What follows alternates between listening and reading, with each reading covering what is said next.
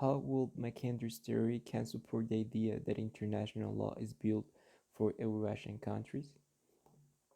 In order to develop this question, first there will be a brief account through the origins of international law, second, an explanation of Mackinder's theory, third, a short analysis regarding the relation of international law and Mackinder's theory on these territories, and finally, certain annotations in relation to the importance of Mackinder's theory for international law in Eurasia.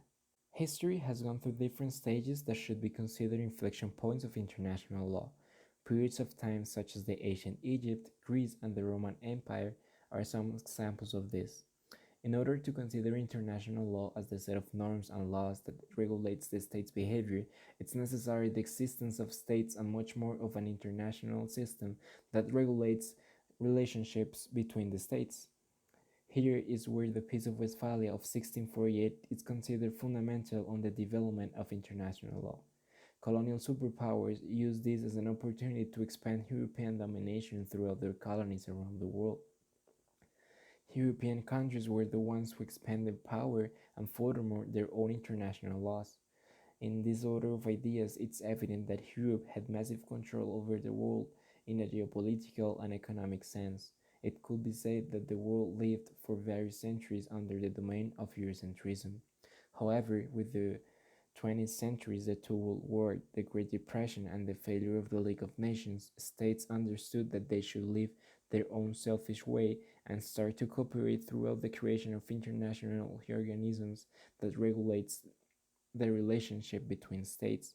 Some examples of these are the United Nations and the International Monetary Fund, and much more international organisms that regulates the relationship between states nowadays. The geographical pivot theory was pronounced in 1904 by Halford Mackinder. This theory had the purpose to maximize United Kingdom supremacy upon the rest of the states. Mackinder also finds a fundamental element in the theory when he talks about transport. Regarding to this, he says that the new railway could provide new ways to exploit the resources from a variety of countries located in a specific area of the earth. The geographical pivot refers to a great big piece of earth between European and Asian continent. Mackinder saw Eurasia as the region of the world that was going to connect two powers that threatened the British domain upon others. Those were Germany and Russia. In this order, Mackinder was worried about the allies could result on the relations between those two countries. Taking that into account, Mackinder knew that from the very beginning that the British needed to find a way to control the resources in terrestrial spaces from the pivot area. The British Empire knew that they needed to be careful with the control of the territories that already they had, because with the discoveries of the vast resources, the possibility of a treatment was bigger now. For example, Pakistan was colony until 1947 and Afghanistan was an influence area controlled by the British Empire too. Of course, these specific territories were seen as opportunities to connect different strategic areas through railways that actually reduces the cost of transportations and the maritime risks just like pirate and robbers. This is the reason why Mackinder proposes the confirmation of a balance of power between the British influence area and the surrounding area of the pivot. The first one was between United Kingdom, Canada, USA, South Africa, Australia, Japan, and actually this was called the Outer Crescent. The second balance of power was made between Germany, Austria, Turkey, India, China, and it was called Inner Crescent. Also, we can see that after the First World War, when Mackinder decided to expand the terrestrial area of Eurasia, he renamed it as World Island, and the pivot area was now named as Heartland. On this new bigger terrestrial area, we can see that it takes part of Africa with the British colonies there. Some of them are Egypt, Sudan, and influence in Libya. Right here, we can see the famous words of Mackinder saying that who rules the east of Europe commands the Heartland, who rules the Heartland commands the World Island, and who rules the World Island controls the world. As to international law itself, an economic figure that looks to build up the economies of the different members and build a geopolitical bloc that has more competitivity.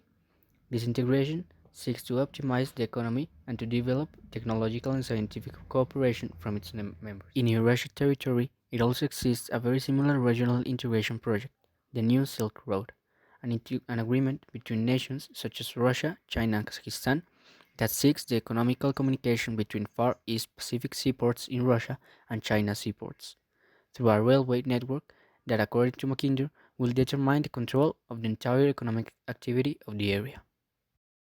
It's key to mention that who has a strong economic alliance has also strong political and social alliances that impulse and strengthen the nations, and in this, the regional integration plays a huge role in Eurasian empowerment. At this point, we will make a recap, beginning with Mackinder's quote: "Geopolitics is the art of looking at history to confirm the present," which confirms the idea that we have an historical past we can't escape from. Beginning from the fact that since its origins, international law has been founded in Euro-Asian countries, and afterwards, for a long time, they became more powerful through international treaties, giving them once again advantages in economy, opportunity, technologies, and innovation. In that same order of ideas, Mackinder explains how technologies, economy, and geography influences in world domination. Mackinder's thesis splits the world into two parts: the world island, mainland Europe and Asia and Africa, and the outer islands. He claimed that who controls the world island commands the world, and that to control the world island, the heartland must be conquered, and for it, Eastern Europe should be conquered as well. The heartland or pivot area extends throughout much of the Euro-Asian continent. It could be seen that those who control the heartland control the world's economy and the technological advances, and therefore influence in international law, and through it the entire world. So it could be said that according to Mackinder's theory, international law is built for Eurasian countries because the largest percentages of economic and technological power in the world is found in these countries. Also, it's relevant to stand out the importance of economic alliances as a way of empowerment, having in mind that economic alliances potentiate and strengthens the nation.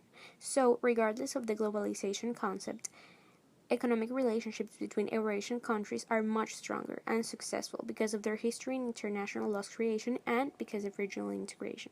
Does this mean that international law is useless since it was built around a certain territory? No. It just means it is influenced by the economic powers, or in Mackinder's words, influenced by those who own the balance of power in the moment.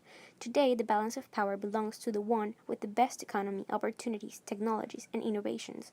Who owns the position also some way influences international law, as it's presented the opportunity to universalize the ideologies and achieve certain way of expansionism and even world control. In conclusion, Mackinder's theory supports the idea that international law is built for Eurasian countries, through his thesis that who owns economic and technological power owns the world. His thesis is confirmed by history itself, since it shows us that economic and technological advances lead to political ones, regarding, for example, the universalization of European values at the moment, and the re-empowerment of Eurasian countries through the principle of reciprocity, and its regional integration, which is example to other countries all around the world.